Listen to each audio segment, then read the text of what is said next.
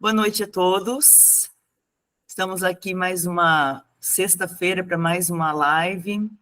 Hoje nós temos professoras sensacionais que foram convidadas e aceitaram esse desafio para falar sobre Metamorfose de Kafka, que não é um livro qualquer, clássico da literatura mundial, né? E nós queremos desvendar. É interessante porque esses dias atrás eu coloquei um texto que falava assim, nessa versão kafkaniana, e muitas pessoas não entenderam direito o que aquilo significava, né?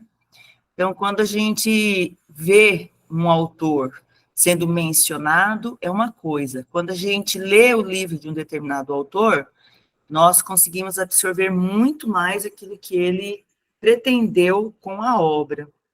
Então, ontem mesmo eu falava sobre isso com os alunos. Existem dois caminhos para o professor. Nós podemos, de repente, colocar uma lista de citações que vocês aleatoriamente e sem contexto podem fazer, ou nós podemos oferecer a leitura de uma obra que é um clássico, que com certeza vários corretores do Enem vão saber, vão conhecer, né? E para nós é muito mais árduo ter que adotar um livro e fazer com que vocês leiam esse livro.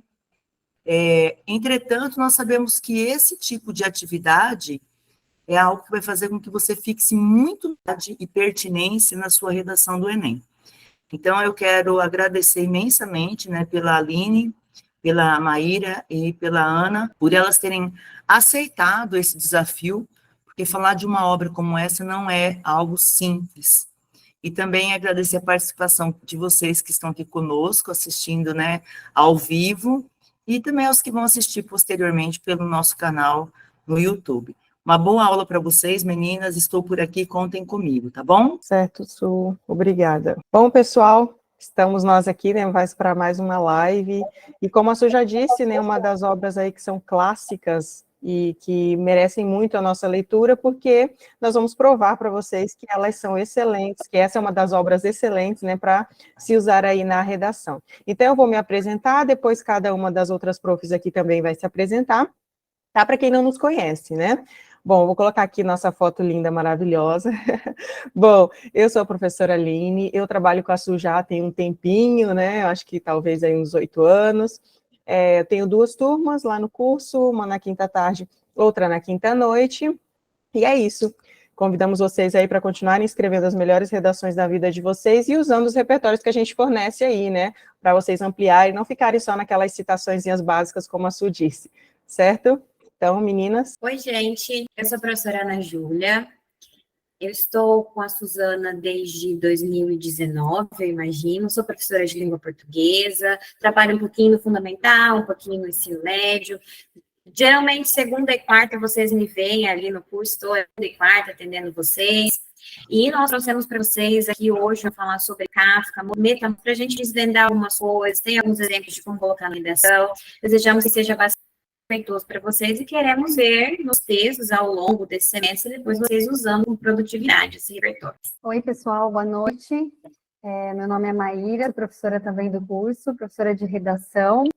Minha turma é aos sábados, então amanhã de manhã tem, né? Estou vendo que tem um pessoalzinho aqui lá da turma também prestigiando a nossa live. É um prazer muito grande estar com vocês, falando de literatura, né? De uma obra como essa, tão instigante, e também falando da perspectiva da redação, né, que é algo que a gente sempre pensa, assim, em trabalhar com vocês, né, que é a aplicação mesmo da obra ao texto. Então, é assim que a gente começa aí esse encontro. Certo, vamos lá então, meu povo. Antes de nós entrarmos na obra em si, né, é interessante que nós falemos sobre o autor dela. Aí um autor tão importante como Kafka, né? Infelizmente ele não escreveu tanto como nós gostaríamos, mas ele escreveu o suficiente para ficar marcado aí na história, né? Bom, Kafka, ele viveu ali no século XIX, né? Nasceu em 3 de julho, na República Tcheca, aquelas informaçõezinhas básicas que a gente precisa saber. Mas eu trouxe aqui outras informações que são interessantes porque vocês vão ver isso na obra ao longo do que a gente for falando aqui, né? Por exemplo, ali o fato de o pai do do Kafka ser um homem de negócios e ser autoritário também, né, que não apoiava aí o filho na sua jornada, né, pela literatura. Ele não apoiava o seu filho como escritor, mas ele acabou tendo uma grande influência nas obras do Kafka, porque, querendo ou não, assim, né, indiretamente, a gente vê a figura do pai ali nos escritos do autor, inclusive a gente pode até pensar, né, um pouquinho no pai do Gregor Samsa, que é o que nós vamos trabalhar hoje, como essa figura desse homem aí, que ele tem um certo posicionamento perante a vida, que ele quer que o filho, no caso, né, siga um determinado caminho, se comporte de uma determinada maneira. Bom, então é isso a gente vai ver aí, né? Bom, os 3 livros do Kafka mais consagrados, mais conhecidos, mais reconhecidos, são a Metamorfose, né, que é o nosso livro aqui de hoje, nosso queridinho, O Processo e o Castelo, né? Então, nós vamos falar um pouquinho sobre essa obra e mais algumas informaçõezinhas que eu trouxe aqui para vocês também. As obras de Kafka possuem uma linguagem simples, tá? Mas os temas que elas abordam são temas complexos. Inclusive, às vezes dá até um bugzinho assim no nosso cérebro, né? A Su mesmo estava falando de uma aluna que perguntou para ela esses dias, mas Su, ele era um baratão? Que a gente fica assim, né, tipo, mas por que isso, né? Por que transformar o homem em um inseto? E também, de certa maneira, a gente termina a leitura com algumas dúvidas ainda, né? Então, essa é uma característica do Kafka. Por exemplo, por que o Gregor se transformou em inseto? Então, a gente fica pensando aí nas possibilidades. Bom, os escritos geralmente vão falar de cenas do dia a dia, né, vão retratar cenas do dia a dia, a casa da família, a hora ali do café, o escritório, e nós vamos ver isso na obra trabalhada hoje, né, ali a descrição da casa, do quarto em que o Gregor ficou, e vai ali também falar de questõezinhas, né, que envolvem aí a nossa vida, que também nos levam a pensar um pouquinho mais aprofundadamente sobre aí a fragilidade do mundo moderno e também o processo de desumanização que é totalmente evidente em A Metamorfose. Também acabamos aí tendo essas sensações aí de absurdo, de estranhamento, mas são características aí típicas do Kafka, que ele gosta muito dessa coisa de intrigar a gente, né? De nos deixar aí pensando, refletindo sobre o que está sendo trabalhado. Tanto é que alguns dizem que a literatura do Kafka gera um certo desconforto, né? Porque vai criar ali esse jogo aí narrativo que vai se mostrar como algo estranho, mas familiar ao mesmo tempo. Ao mesmo tempo que a gente fica imaginando, nossa, né, um inseto, olha a situação em que o Gregor ficou, a gente fica pensando, mas isso poderia ser associado a tal coisa, poderia ser associado a outra coisa, então a gente começa já estranhando, mas também se aproximando de uma certa maneira, né? Infelizmente, o escritor, no caso aí, né, Kafka, ele contraiu tuberculose e morreu ali aos 41 anos, o que foi o suficiente, pelo menos, para deixar aí para nós grandes escritos, né, que muitos deles foram publicados após a morte dele por um amigo que não cumpriu com o desejo de Kafka, que era que as suas obras fossem destruídas, né, e, felizmente para nós, essas obras foram publicadas. Agora nós chegamos no momento que, não vou nem falar de spoilers, né, porque vocês já leram a obra, então vamos desvendar, comentar, falar tudo que tem que ser falado. O enredo da obra. Já começa desse jeitinho que está aqui, sem te dar nenhuma explicação. Quando certa manhã, Gregor Samsa acordou de sonhos intranquilos, encontrou-se em sua cama metamorfoseado num inseto monstruoso. Então, ele acorda e, de repente, é uma baratona. Assim, nem afirmar isso, né? Há algumas traduções, algumas interpretações de que ele é uma baratona, mas a única característica que a gente tem explícita aqui no texto é que é inseto monstruoso. E aí, como ele tem essa dificuldade para se virar, porque ele fica deitado sobre as costas e tem muitas perninhas, muitas articulações, fica em algumas imaginações uma barata, mas isso não está especificado na obra. Por quê? Como? Nossa, a primeira vez que eu li essa obra, eu fiquei pensando, como assim ele virou, porque foi a primeira obra também que eu li do Kafka, como ele virou um inseto? Porque a gente busca essas explicações. Como assim? Por quê? E isso não é explicado, não é esse o foco. Não tem essa preocupação, essa explicação, você não encontra essa justificativa. Por que que eles transformam em inseto? Como? Isso também pode nos gerar algumas outras respostas. Não saber o porquê também não nos dá uma possibilidade de resolver o problema. Se a gente soubesse esse realismo mágico que apareceu aí, que o transformou, ou foi um feitiço, ou ele comeu alguma coisa, talvez tivesse como buscar um conserto, né? Então, a gente foge dessa parte, não tem nenhuma uma explicação de por que ele transformou nesse inseto monstruoso. E aí ele vai perdendo a sua humanidade, ele vai se transformando num inseto. A morfose mesmo. Eu consigo passar, Aline? Então, Gregor Samsa, o nosso protagonista, era um caixeiro viajante. Ele trabalhava fazendo pequenas vendas e era o provedor financeiro da sua família. Sustentava ali o pai, a mãe, a irmã, na casa onde ele morava, embora ele não ficasse lá o tempo todo, porque ele fazia as viagens, o trabalho, era ele. Até que ele acorda dessa forma, né? O livro inicia assim, nesse clímax, transformado num inseto. Tenta balbuciar, fala alguma coisa, ele acha que está falando, mas não é muito compreendido, fica preso no quarto, ele tinha trancado a porta, ninguém entrar, até que o chefe vai lá, tem um transtorno, uma situação. Primeira coisa aí que vamos observar, recebeu a visita do chefe, essa situação é exposta, né, a família vê, o chefe que ele transformou no inseto. O que é que acontece? Sendo o provedor financeiro, e o gerente dele vai até a casa dele, vê ele transformado num chefe, num inseto. Gregor Samsa não é mais funcionário daquela empresa. Ele não tem mais aquele vínculo empregatício. Então, e ele perde tudo que ele tinha ali, porque ele não consegue se comunicar. Ele não é compreendido. Ele, a princípio, acha que ele está falando, que está sendo entendido, mas não está sendo entendido. A mãe dele desmaia quando vê, o pai dele repulsa aquilo que ele está vendo, que não é o filho, e ele não recebe, inclusive, cuidado, carinho, que ele tinha como papel de ser humano ali, o principal e tal. A princípio, a irmã dele cuida dele. Cuidar, assim, ir lá, levar comida para ele, mas depois ela também já não cuida dele, essa função fica destinada a nada, e como ele era o provedor, a família toda tem que se adaptar.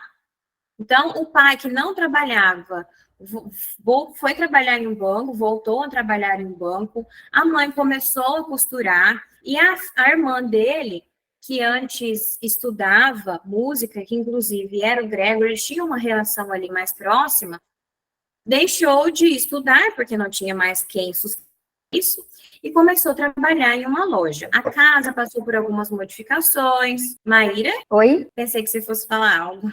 Não, tranquilo. A casa teve um momento que chegou a receber inquilinos, porque eles estavam tentando manter a renda ali na casa, recebeu 3 inquilinos, mas também com uma situação por causa do Gregor, não conseguiram manter ali a casa com essa situação de inquilinos ali, até o momento que, aos poucos, a família vai desistindo de cuidar do Gregor. Ele vai perdendo a comunicação cada vez mais e ele decide parar de se alimentar. Porque a mãe, toda vez que o via, era um horror. Ela desmaiava, não conseguia mais falar, uma situação de espanto, ficava horrorizada. E o pai não queria nem falar com ele. Ai, tira daqui, volta, vai para o seu quarto. A irmã, no começo, tentava falar com ele. Mas depois também ela desistiu, já não levava mais comida para ele, essa função ficou destinada a uma empregada, que depois foi substituída por uma outra, porque eles não tinham condições de pagar aquela que era a princípio. E ele percebe que ele está sendo um peso, que não está tendo mais valor ali, questões que nós vamos discutir logo ali. Ele decide parar de se alimentar. Então, ele desiste de viver, né? Isso aqui é no caso nosso que estamos colocando. Isso não está no livro, ele desiste de viver. Mas se ele não se alimenta, ele acaba morrendo de inanição, ou de depressão, ou de tristeza. Pode trocar, Aline, por favor. Aqui, olha, nós temos um trechinho que nos mostra um pouquinho da relação de como era cada um ali da família com o Gregor. O trechinho é logo do início, quando ainda eles não sabem o que aconteceu com Ele simplesmente não abre a porta, está atrasado, está no horário de ele ir trabalhar. De novo, essa relação de provedor financeiro, de como ele é importante ali. Porque ele é quem trabalha, quem está mantendo a casa. Gregor era a voz de sua mãe. São 15 para as 7. Você não vai viajar? Gregor, o que está acontecendo? Gregor, falando mais alto. Agora, quando chega na irmã, ela insiste num sussurro. Por favor, Gregor, abra a porta. Isso nos mostra as relações que nós temos ali. E isso vai se detalhando mais ainda ao longo do livro. Que tem alguém que tem afeto por ele, alguém que diz, vai trabalhar logo, que bate na porta falando alto, e a mãe, né, que mostra-se a princípio neutra, mas que depois não consegue muito manter essas relações com ele, vê ele metamorfoseado e sempre entra em pânico, desmaia, não permanece ali tendo relação com ele. Aline, quem nessa família esgotada de trabalho e desconsolo poderia dedicar a Gregor algum tempo, se não o necessário? A despesa da casa tivera que ser reduzida drasticamente. Aqui nós começamos a analisar esse papel que nós colocamos, o que esse personagem traz, que pode ser relacionado com diversos âmbitos, com diversos aspectos. Enquanto ele era principal, enquanto ele era o provedor, dedicava-se a ele tempo, dedicava-se a ele palavras, dedicava-se a ele carinho, mas depois ninguém já mais tinha tempo para ele. Ainda que ele fosse que representou algo muito importante naquela família, mas ele perdeu o seu lugar. Então, ninguém estava se preocupando com o que será que ele estava pensando, o que será que ele estava sentindo, e nós temos é um livro muito descritivo de tudo que o deixa inquieto. Ele está incomodado, ele tem muitos pensamentos a respeito de tudo aquilo, ele só não consegue expressar. Ele já não tem mais a comunicação humana e ninguém mantém a ele tempo, dedica a ele tempo. Nós podemos relacionar isso com vários grupos da nossa sociedade que, quando deixam de ter alguma relação importante, ficam excluídas, como o grupo de idosos, né, que algum tempo atrás era muito importante, por provedor financeiro, mas não necessariamente, porque era uma pessoa ativa, que podia ajudar nas funções da casa, que podia levar para a escola, que podia conversar com você, que podia te fazer cócegas, e agora já não tem mais esse papel ativo ali dentro da família, dentro da sociedade. Então, é alguém que fica excluído, que não tem mais seus pensamentos considerados, que não é importado, valorizado. Nós podemos pessoas que são neurodivergentes, por ter uma certa dificuldade na comunicação, dependendo da situação, não está se preocupando tanto com como é que essa pessoa está interagindo, o que ela está fazendo, ela fica exclusa. Gregor Samsa ficou excluso no quarto, desde que foi metamorfoseado até o momento da sua morte. E passou por diversas situações, tentou sair uma vez só do quarto para interagir com a família, porque estava escutando o som da música que a irmã estava tocando ali com a família, mas foi rejeitado pelo pai. Olha só que metáfora. O pai jogou uma maçã nele, ninguém tocou nele para tirar uma maçã, porque era um inseto monstruoso. A maçã ficou ali colocada, até que a maçã foi apodrecendo, já era um inseto. Então, a sociedade exclui muitos grupos. Tem esse afastamento mesmo. Só que esses grupos, claro que aqui nós estamos falando de morfose, mas continua sendo pensante e teve seu valor. Mas agora não está mais produzindo, deixa de ter o seu valor. O próximo, Aline. Aqui nós temos cortezinhos, achei interessante colocar, porque são os destaques, né? Uma edição em específico do Kindle tinha esses 2 destaques lá, e reflete com alguns temas que nós podemos analisar com relação à metamorfose. Por que Gregor estava condenado a servir numa firma em que a mínima omissão se levantava logo a máxima suspeita? Porque Gregor Samsa foi um funcionário exemplar em todo o seu trajeto profissional. E aí, o único dia que ele chegou atrasado, o gerente foi até a casa dele já reclamando dele, antes mesmo de saber o que estava acontecendo. Uma mínima suspeita, né? Uma coisinha que ele fez, de repente, a mãe dele estava lá escutando uma bronca. Olha, o seu filho está atrasado, e começou a escutar uma outra reclamação, ele ouvindo isso, né? Porque ele não conseguia se comunicar, mas ele estava ouvindo. Estou repetindo isso porque isso se relaciona com vários fatores nos quais nós podemos usar a obra. A pessoa talvez não está falando, a situação não está sendo expressa, mas ela está ali, está sentindo, está ouvindo, está pensando. Ele era um animal, já que a música o comovia tanto, era como se ele abrisse o caminho para o alimento almejado e desconhecido. Ele realmente se transformou em um animal, de repente, um inseto?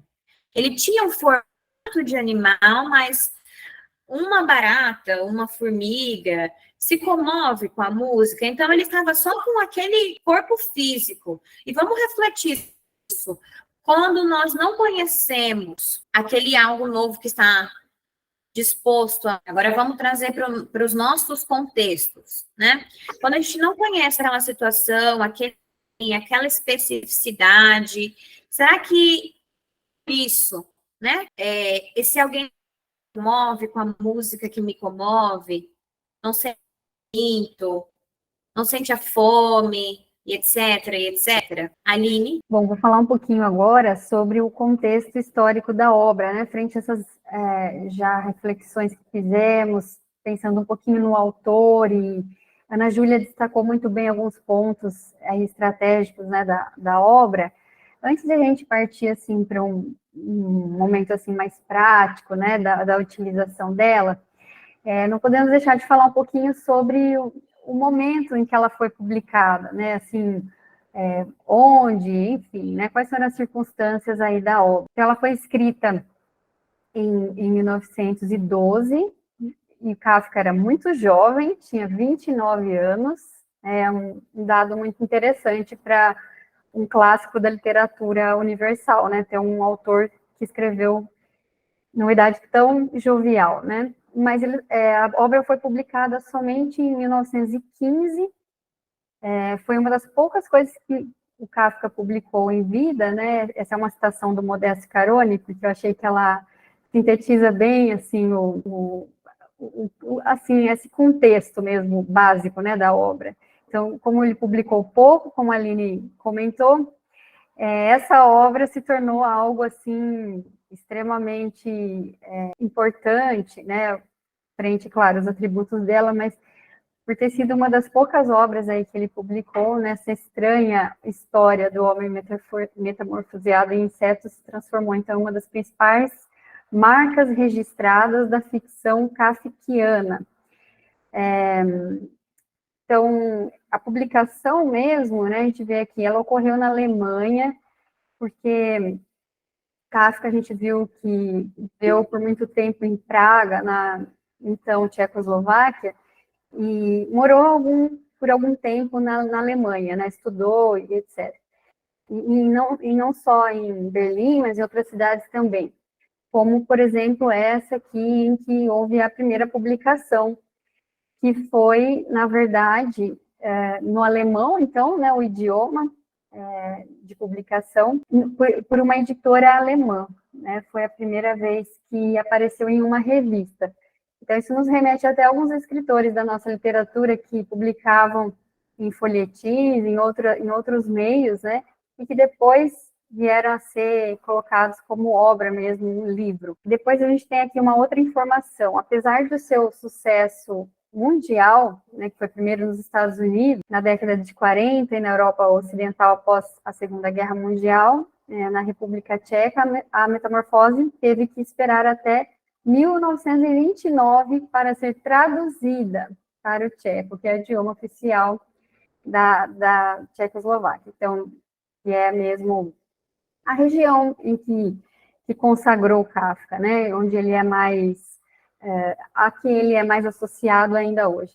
Então, a gente observa o quanto que, nesse país de origem mesmo dele, o reconhecimento foi, assim como a publicação, tardio. Dizem que até hoje ele não tem esse brilho lá que ele tem em outros países, né? isso faz pensar até em outros gênios, assim, me lembra muito Van Gogh, pessoas que não tiveram reconhecimento em vida, né, ou tiveram um reconhecimento, principalmente no seu local, né, de vida tardio, ou nem sequer chegaram a ter. Enfim, aqui sobre as interpretações, né? Os estudiosos de Kafka interpretaram a transformação como uma metáfora. Transformação quer dizer a metamorfose, né? Do homem nesse imenso inseto, como uma metáfora do peso insuportável da responsabilidade que todos temos de carregar.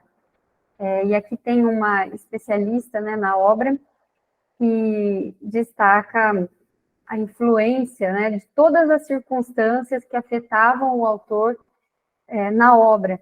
Então, como as meninas já foram desenhando aqui, a gente percebe que essa ideia do peso, muito relacionada à questão do trabalho, porque Kafka viveu também problemas no trabalho, muito jovem ainda, nessa difícil entrada para a vida adulta, né, dessa imensa responsabilização rápida que cai sobre nós, assim, né, ele teve que lidar com isso de uma forma difícil, em uma firma que ele trabalhou, inclusive, de seguros, né, seguros que envolviam já um ambiente difícil, complexo, mas ele teve uma série de críticas, né, porque um autor, um escritor intelectual que soube observar com um olhar crítico também aquele momento de trabalho, de relações superficiais, né, como ele criticava, enfim. Então, nós não podemos deixar de lado a própria experiência do autor, que se faz presente nesse aspecto importante da obra, como também o contexto da guerra, né, que é sempre algo marcante, né, quando ele envolve uma produção. No caso aqui, ele foi publicado bem no comecinho da Primeira Guerra, quer dizer, imagina, né? Agora a gente consegue imaginar um pouco melhor quando se fala em guerra mundial, porque a gente enfrentou uma pandemia, assim, imensa e grave, e universal também. Hoje eu consigo ter um pouco de dimensão quando falam em epidemia, pandemia, guerra, né, do que é isso em termos de comoção coletiva. Então, era um clima de agonia, pessimismo, né, mantido ali pelo Kafka no enredo, né, que se faz presente, então, e apontado por alguns autores, né, estudiosos, como uma relação direta com o cenário mundial da época que a obra foi escrita. Então, a gente percebe aí uma influência, tanto de experiências autorais, como do momento, né, que era vivido na obra. Isso é algo que dá bastante sentido ainda mais do que a gente já vai tentando interpretar ela, né? O que mais que vem pela frente? Tem ainda antes desse slide, deixa eu ver aqui. Perdão. Apesar de ter sido escrita no início do século XVII, a obra permanece atual, porque explora temas característicos da sociedade contemporânea. Por isso que ela nos interessa tanto, né? Ainda hoje, e provavelmente deverá interessar as próximas gerações. E a isso a gente atribui o nome de clássico, né? Que é aquele livro que dialoga com todas as experiências de vida em diferentes tempos. Ela não fica restrita àquele momento, mesmo que ela seja marcada em um contexto, ela significa em outros também. Então, é uma obra certamente muito atual, que será válida daqui a 1000 anos, né, segundo a Malizola, que é uma das estudiosas aí do Kafka. Agora sim, Aline. Agora sou eu. Bom, pessoal, agora nós vamos entrar em um outro momento, né? Então, nós conversamos um pouquinho sobre o autor, conversamos um pouquinho sobre a obra, sobre o contexto histórico, né? No qual a obra foi escrita, e agora nós vamos entrar naquela parte mais prática, naquela parte mais que interessa a vocês, né? Porque às vezes nós ficamos dando dicas de filmes, livros e músicas, e vocês falam, tá bom, professora, mas como colocar isso na redação? E hoje a gente trouxe aqui para vocês parágrafos de redação com esse repertório, no caso com o livro A Metamorfose, e associando principalmente a temas que nós temos na nossa apostila. Vocês vão ver, nesse primeiro caso, eu vou trabalhar com vocês a proposta número 8, por exemplo, que nós ainda não escrevemos, mas iremos escrever em breve, que é Caminhos para Reverter o Colapso do Sistema Prisional Brasileiro. Então, vocês pensam assim, ok, professora, sistema prisional, como eu posso associar, né? E aí, a gente, claro, sempre tem que pensar nessas coisas, por conta da produtividade, da pertinência do nosso repertório, né? Mas em muitos momentos, como a Maíra já estava dizendo, né, por se tratar aí de uma obra que trata de temas atuais também, a gente pode estabelecer certas relações aí entre a obra e problemas que afetam a nossa sociedade hoje, certo? Então, nós escolhemos aqui, para esse momento, um parágrafo de desenvolvimento, certo? Como, então, eu desenvolveria uma argumentação usando esse livro? Vamos pensar na seguinte possibilidade. Vamos ler aqui o parágrafo. Nesse sentido, nota-se que as pessoas privadas de liberdade no Brasil são submetidas a condições e a ambientes degradantes que, além de não contribuir para a sua ressocialização, demonstra o descaso do Estado com os indivíduos considerados inadequados para o convívio em sociedade. Tal situação se assemelha a de Gregor Samsa, personagem da obra Metamorfose, de Franz Kafka, o qual, após acordar transformado em um inseto asqueroso e ser considerado inapto para a convivência em coletividade, é isolado em um quarto e não recebe o amparo necessário para uma possível reabilitação. Logo, percebe-se que, enquanto não forem oferecidas condições dignas de vida aos detentos, o colapso no sistema prisional continuará condenando pessoas à morte, assim como ocorreu com o personagem de Kafka. Estou vendo que vocês gostaram, né? Que bom. Então, para vocês verem como é possível associar, nesse caso aqui, ó, no tópico frasal, nós trouxemos aqui justamente o seguinte, o fato de que as pessoas que estão ali no sistema prisional brasileiro, além de enfrentarem todos aqueles outros problemas, né, de superlotação, eles também enfrentam condições, né, degradantes, que seria, no caso aí, que já falamos, né, inclusive questão de alimentação e tal, eles não recebem nenhum tipo de amparo para ressocialização, pelo menos na maioria dos presídios brasileiros. Eles não recebem alguma formação que vá fazer com que eles, ao deixarem o sistema prisional, acabem aí se desenvolvendo, voltando para o convívio em sociedade de uma forma produtiva, de uma forma ativa, enfim. Então, eu tentei associar aqui justamente o fato de que Gregor, ele também foi isolado, por quê? Porque ele não foi considerado apto para o convívio em sociedade, tanto é que quando os inquilinos, né, entraram, passaram a morar lá na casa de Gregor com os pais, porque eles passaram a alugar quartos na casa para conseguir um pouco mais de dinheiro, depois que o Gregor passou pela metamorfose, né, pela transformação aí, Gregor era praticamente um ser, assim, inexistente, ele tinha que ficar escondido, as pessoas não poderiam vê-lo justamente por conta daquela aparência dele, daquele aspecto repugnante, que também é associado muitas vezes às pessoas que estão privadas de liberdade, né? Esses indivíduos, eles também são vistos como inadequados, como aqueles que precisam mesmo ser isolados, eles precisam mesmo enfrentar condições degradantes, se não quer estar nesse lugar, né, não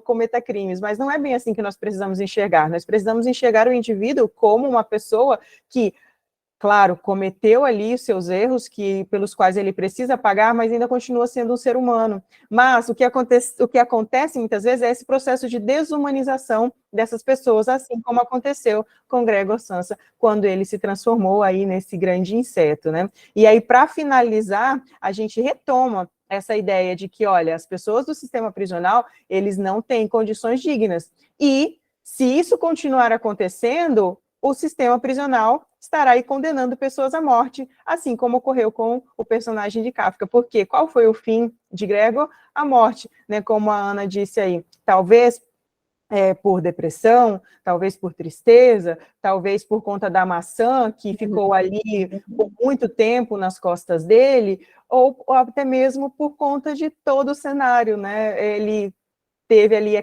aquela vida foi atribuída a ele dentro daquele quarto, e em alguns momentos a gente até vê lá na obra, né, que o Kafka, ele procura destacar essa questão da alimentação. Eu até pensei se eu traria alguma coisa nesse parágrafo, né, relacionada a isso, mas eu preferi não. Mas ele já não conseguia mais comer porque não havia mais aquele empenho, né, em dar a alimentação correta para ele, então ele deixava de comer, tanto é que a irmã dele comenta que, da mesma forma que a comida era colocada lá, ela era retirada, justamente porque ele não tinha ali, ele não tinha aquele acolhimento, aquelas condições necessárias para ele seguir adiante, né? Então, uma das possibilidades, então, de uso dessa obra é dessa maneira.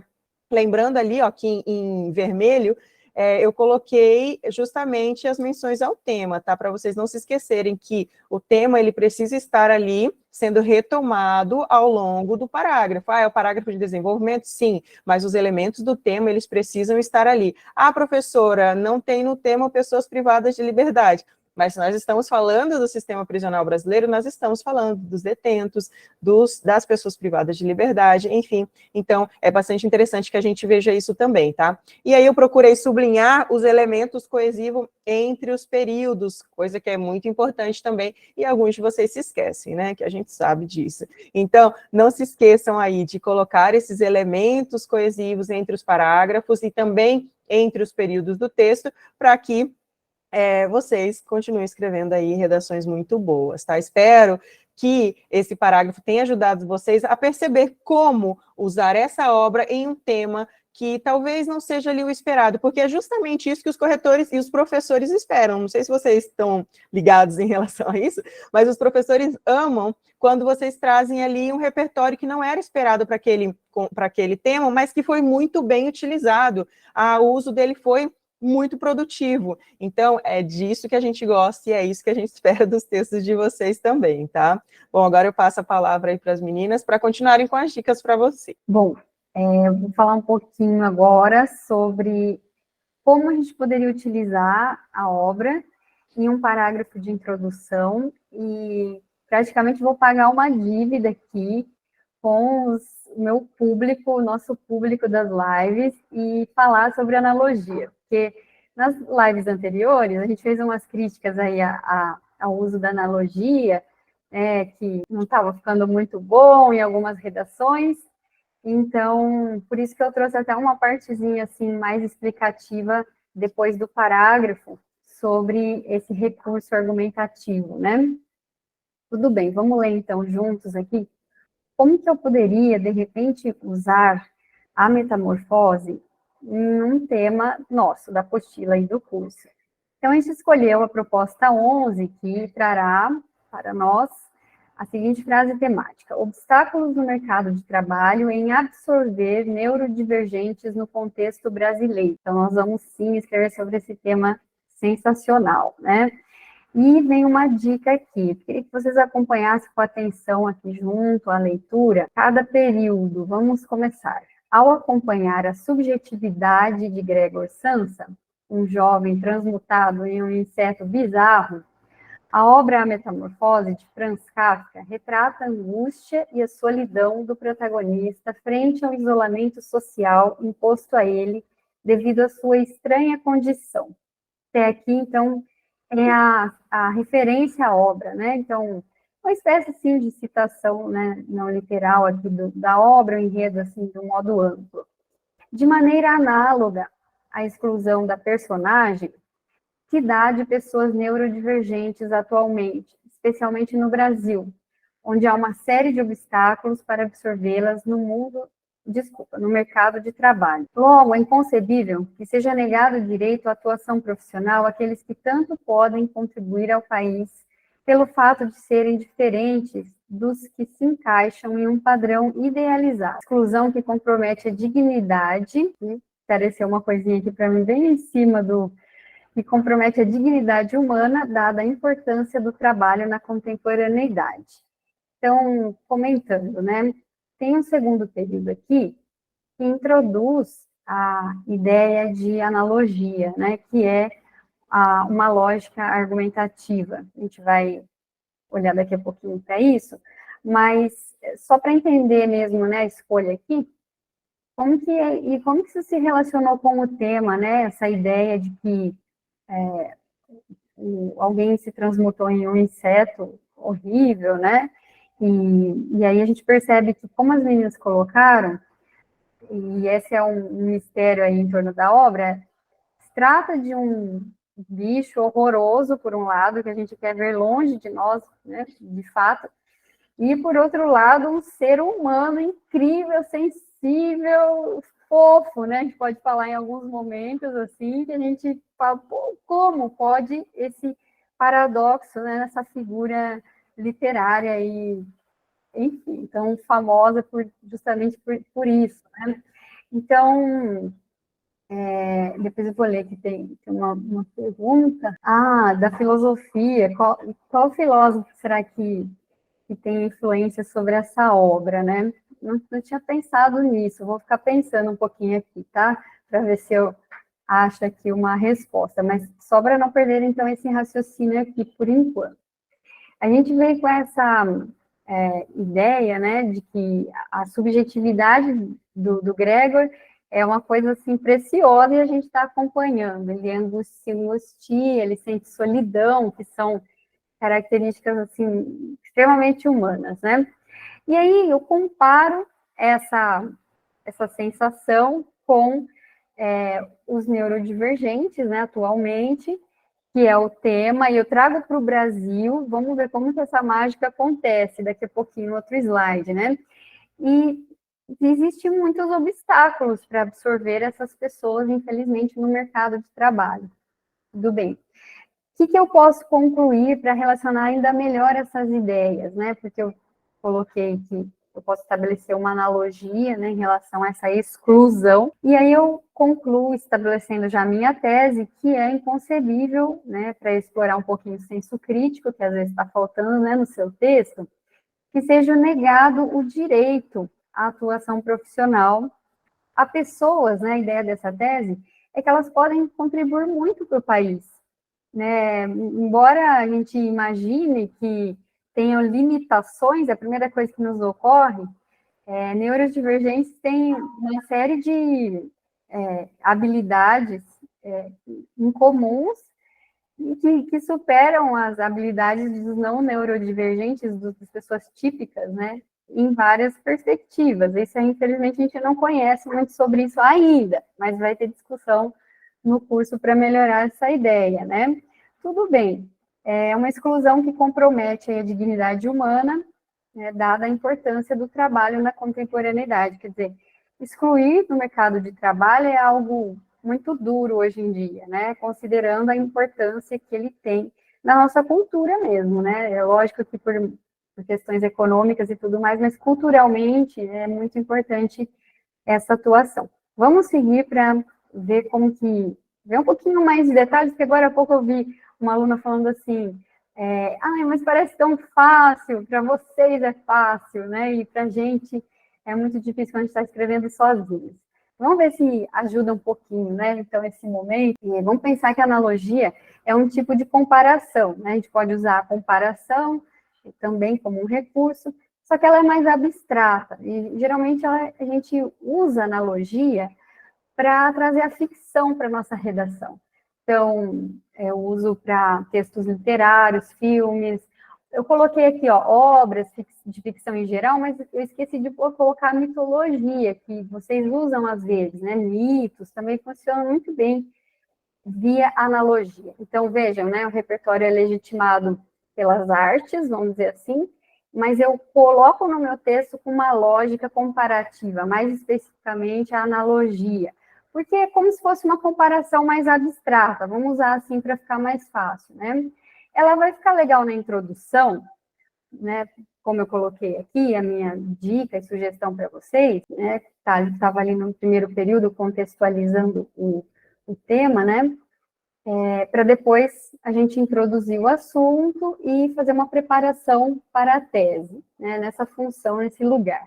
Nessa posição, o repertório, ele ainda não tem aquela função que a gente viu no parágrafo da Aline, de segurar o argumento, que não é trivial, né? Um repertório com uma lógica que vai, isso que eu penso, que eu falei, é isso mesmo. Ele tem, sim, a necessidade de ter muita coerência, lógico, com o que vem à frente, mas ainda não tem esse tipo de papel, né? Por isso que eu acho que a ficção tem mais a ver, porque nem sempre a ficção é tão realista como o tema é vivido hoje ali, né, na contemporaneidade. Por mais que a obra tenha, e o mito, enfim, o filme, pontos de contato, né, com o tema, com a argumentação, pode ser que seja um pouco mais distante, né, como é o caso da Metamorfose, que tem toda uma questão mágica, fantástica envolvida. Tudo bem, então, pode ser mais garantido, de repente, utilizar ali nessa posição. Por isso que a gente escolheu o exemplo. Observem que ao escrever a problematização do tema e a tese, né, no segundo e terceiro períodos, a gente precisa estabelecer pontos de contato. Queria que vocês ficassem com essa expressão, assim, levassem dessa live, né? São pontos de contato entre o que foi dito, né, sobre o conto, novela, obra, enfim, livro, e a frase temática. Então, o desafio que vocês às vezes reclamam, né, é de estabelecer bem bonito mesmo esse contato, que fica claro na cabeça da gente, né? Mas a prova de redação é uma prova de linguagem que espera que você mostre essa relação. O corretor pode ser que ele entenda, mesmo sem estar escrito ali, mas isso não ajuda em nada no exame, né, de redação. Vamos seguir aqui, então, para a gente não se demorar tanto, né? Temos, então, aqui, olha, os destaques do que foi aproximado, tá? Eu gosto de trabalhar, assim, com pontos do repertório e pontos do seu discurso, né? Onde que tem um contato. No caso aqui, olha, eu poderia fazer tantas escolhas, né, sobre o Gregor, mas eu escolhi falar que ele se transmutou num inseto bizarro, né? E aí eu falei também sobre isolamento, olha, isolamento imposto a ele devido à sua estranha condição, né? São palavras que eu escolhi aqui que tem a ver com estranhamento, que é uma das temáticas ali da obra, como aquilo que é esquizo, diferente, excêntrico, né? Então, eu poderia ter trazido muitas outras ideias, características, mas por que eu escolhi será essas, né? A exclusão também está em destaque.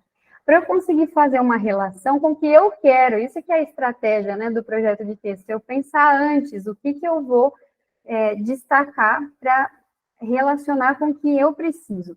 Então, no caso aqui, como eu vou falar de pessoas neurodivergentes, então neurodivergentes atípicas, né, que tem alguma característica assim diferente, por exemplo, se fala muito sobre autismo, né? É um exemplo só para vocês saberem do que a gente está falando. Então eu destaquei aqui que é o tema, né? O fato de serem diferentes dos que se encaixam em um padrão. Como eu preciso falar de pessoas diferentes, que são muitas vezes excluídas, que não se encaixam num padrão, eu escolhi trechos ali para eu colocar da citação que vão dialogar diretamente, fazer um contato com elas, né? E aí eu falei sobre esse comprometimento da dignidade humana aqui também, né? Como um outro ponto que foi que eu posso relacionar com o que tem lá anteriormente sobre exclusão, né, essa condição que é imposta a ele. Então, a gente percebe aí em laranja, em cinza, assim como ficou, né, são pontos que se aproximam, né, em relação entre tema, tese e o repertório. Vamos ver o que tem aí pela frente, é mais uma explicação mesmo que eu fiz, né, para que vocês tenham em mãos, né, para fazer consulta, essas informações, as escolhas, né, como que elas foram feitas para a citação, né, a questão da estratégia, que eu também já coloquei aqui, né, então não estou esquecendo de nada, e aí coloquei por fim para vocês aproveitarem essas dicas, né, utilizar a literatura em suas redações, e observar, né, que vocês podem adaptar a mesma citação a outros temas, né, a outras teses, conforme os pontos de contato que vocês vão ter que estabelecer.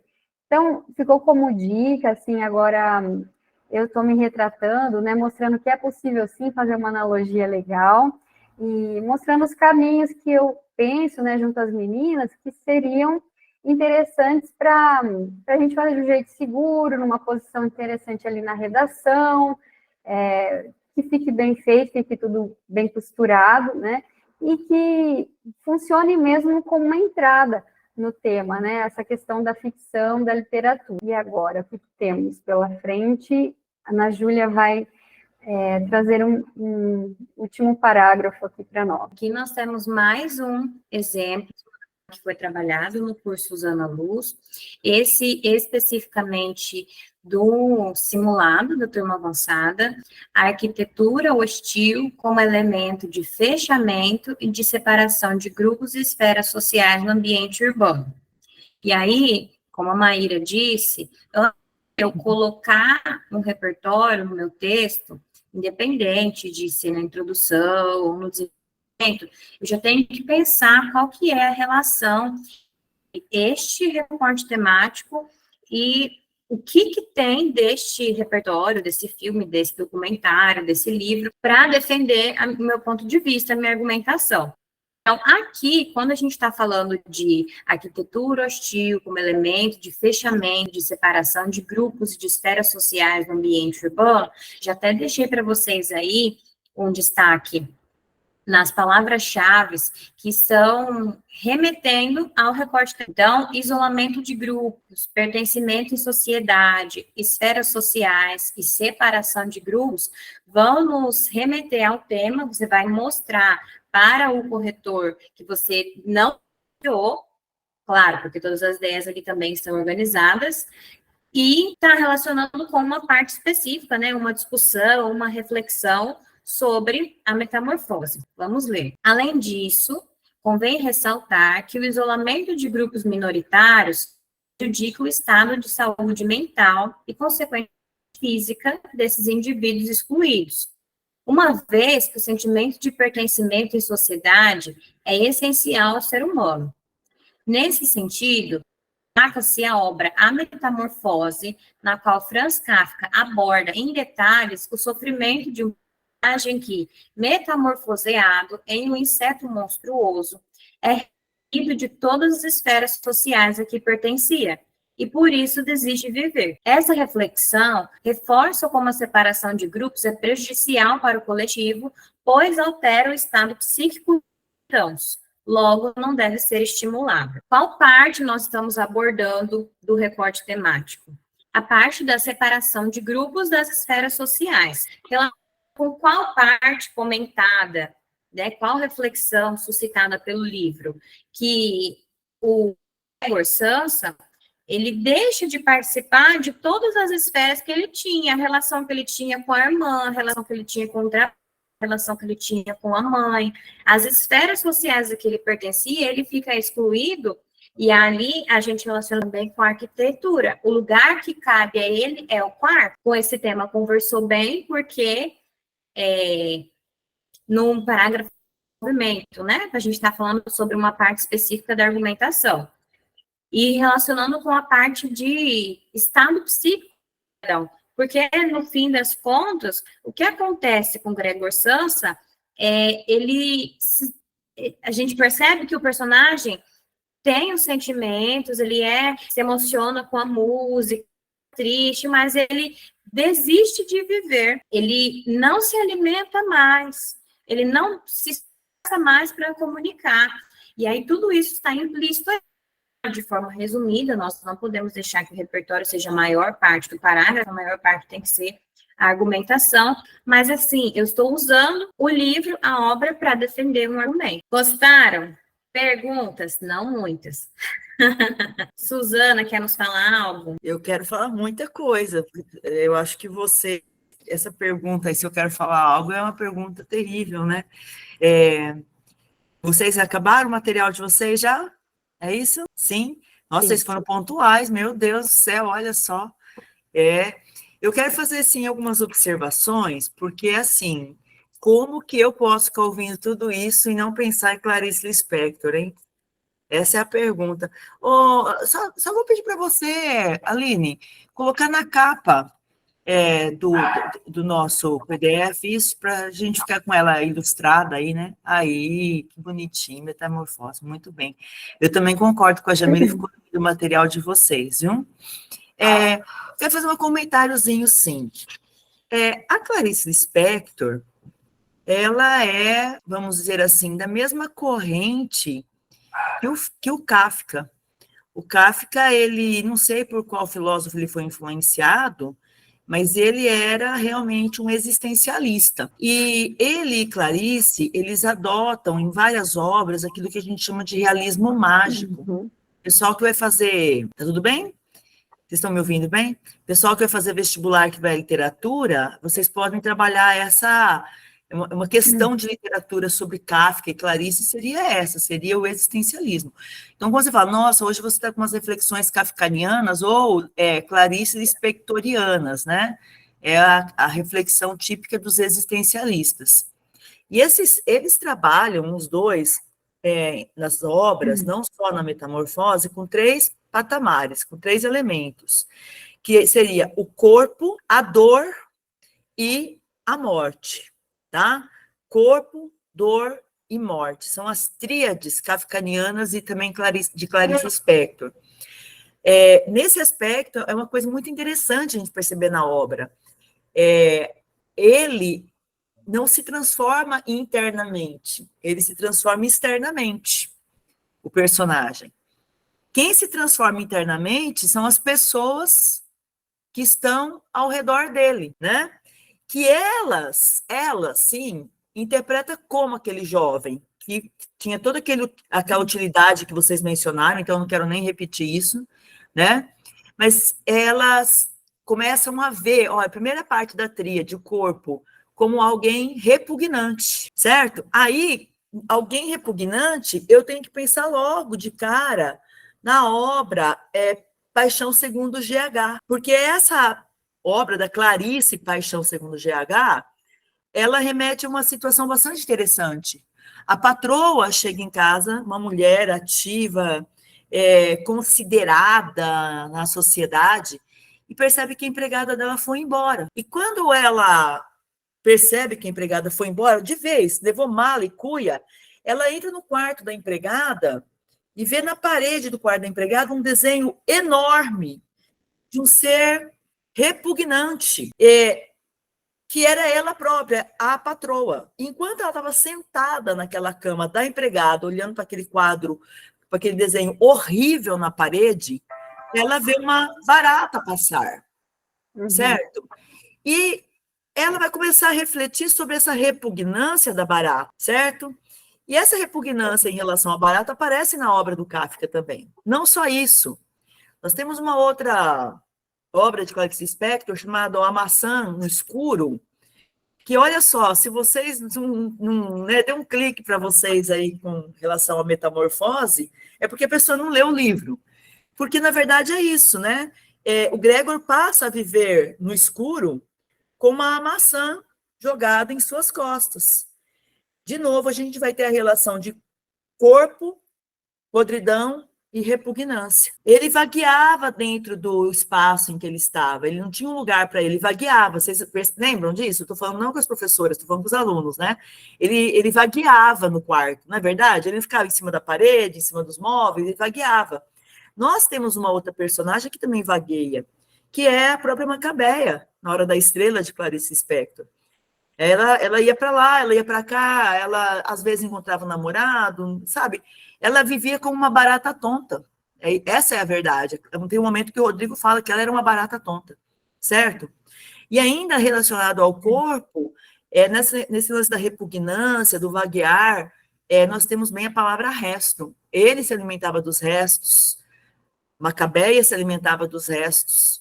Esses personagens existencialistas, eles ficam com o resto, sabe? Do outro lado, a gente tem a questão da dor. São 3 elementos: corpo, dor e morte. Tem a questão da dor. Todos os personagens de Kafka, eu já li o Processo também, quando fiz faculdade de Direito, eles passam por essa questão da dor. O terceiro elemento, a da dor, mas a dor, Veja, é uma dor interna, nenhum deles se rebela, nenhum deles grita. A personagem lá do A Paixão Segundo GH, ela engole a barata para tentar entender a si própria, né? Então, assim, a dor, o corpo e, por fim, a morte. Então, o Gregor morre, a Macabeia morre, vocês vão morrer, eu vou morrer, todos nós vamos morrer, não tem desculpa dessa notícia para vocês em plena véspera de final de semana, né? Mas é para vocês curtirem muito mais. Mas a gente vai perceber esses pontos de contato. Então, eles viveram mais ou menos na mesma época. Clarice talvez seja mais nova que ele, mas nós temos um momento que é o momento do existencialismo. Eu espero que vocês tenham gostado da leitura do livro. Eu me surpreendi muito quando a equipe falou em adotar esse livro, porque eu falei, gente, como que nós vamos atrelar esse livro com os temas de redação atual? Só que eu já tinha lido o livro, assim, quanto a 3 décadas, né? Então, talvez não tivesse essa maturidade que vocês apresentaram hoje, tratando desse livro. Obrigada aos nossos alunos que estão conosco também, e, sei lá, queria até que vocês escrevessem ou se manifestassem, podem falar sem câmera aberta, ou quiserem abrir câmera. Vocês tinham pensado nessas possibilidades quando vocês estavam lendo o livro? Su, com licença, você tá me ouvindo? Sim, pode falar. Então, tipo, eu só, assim, sem tá com a par ninguém, sem falar mal pra caramba, mas, tipo, é só no comecinho que eu acho, só uma opiniãozinha meio bosta minha, mas eu acho que, tipo, um pouco no começo teve um foco na palestra. Ficou boa, mas, tipo, teve um enfoque muito grande na parte de como utilizar a obra no contexto da redação do que na parte filosófica e na representatividade das partes dos personagens. Tipo, eu senti que faltou um pouquinho isso. Aí você falou agora no final também da parte da representação desses lugares que desses personagens sobrevivendo dos restos, tipo a Macabeia, ou o Gregory, que teve essa personificação.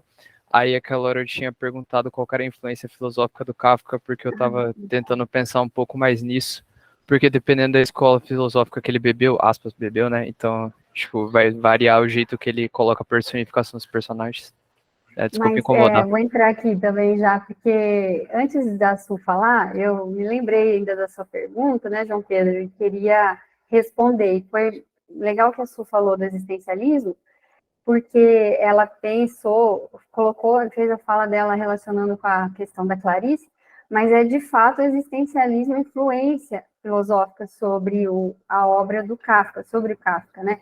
Heidegger, Sartre, essa linha do existencialismo é a linha filosófica que o influencia. Eu lembro, eu não li nada específico sobre a questão do Schopenhauer ser alguém que influenciou diretamente, mas eu já li muito sobre o pessimismo, né, da obra do Kafka, o que há assim de peso, de negatividades, assim do sofrimento e da angústia, né, que é essa palavra que a Su tanto mencionou de diversas maneiras, assim. Então, eu me lembro, né, da obra de Schopenhauer, que tem essa questão, né, do pessimismo, e eu já vi aproximações também entre as obras do Kafka e desse filósofo, né. Eu não me esqueci, não, de que você perguntou e queria retomar, mas queria ouvir a Su falar antes, e ela já foi dialogando com isso, né.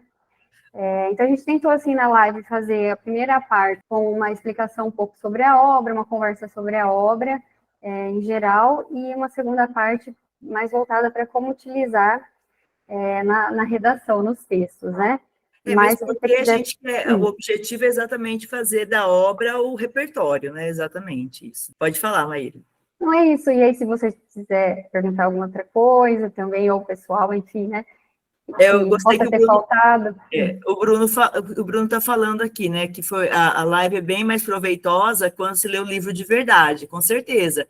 Então, aí que está. Como nós somos para os alunos, nosso objetivo não é assim, olha, você não precisa ler, a gente vai fazer um resumo, né? Por isso que a gente coloca para vocês para lerem antes mesmo. E a Amanda também está falando que agora ela vai reler a obra, né? E às vezes isso a gente precisa mesmo. Quando eu falo que eu já li 9 vezes A Hora da Estrela, as pessoas se assustam, mas não é. Cada vez que a gente lê com um amadurecimento diferente, no momento da nossa vida diferente também, e a obra acaba se mostrando diferente para nós, né? Então, mais uma vez, quero agradecer a todos, né, as meninas, professoras, Agora a gente está com serviço também de mentoria no nosso curso, vocês podem marcar horários com as professoras para elas atenderem vocês de maneira particular, né, privada, e vamos para frente, né, daqui um mês, dia 24/4, é a minha live para falar sobre Capitães da Areia, e já temos o primeiro livro também para o meio do ano, que vocês vão ler A Filha Primitiva, no segundo semestre, O Torto Arado, que é o livro que nós vamos ilustrar, um dos vários temas, inclusive, do curso, né? E vamos que vamos, rumo ao Enem 900+, né, gente? Muito obrigada, meninas. Tchau, alunos. Boa noite, boa sexta. Tchau, obrigada, Su. Obrigada, Tchau, pessoal. gente. Boa noite. Tchau, obrigada pela aula. Obrigada a você, Sara. Tchau, tchau. Obrigada. Não tem jeito, curso de redação os deixa saudades. Não tem como desapegar tão fácil. Nem precisa, né? Nem precisa, exato.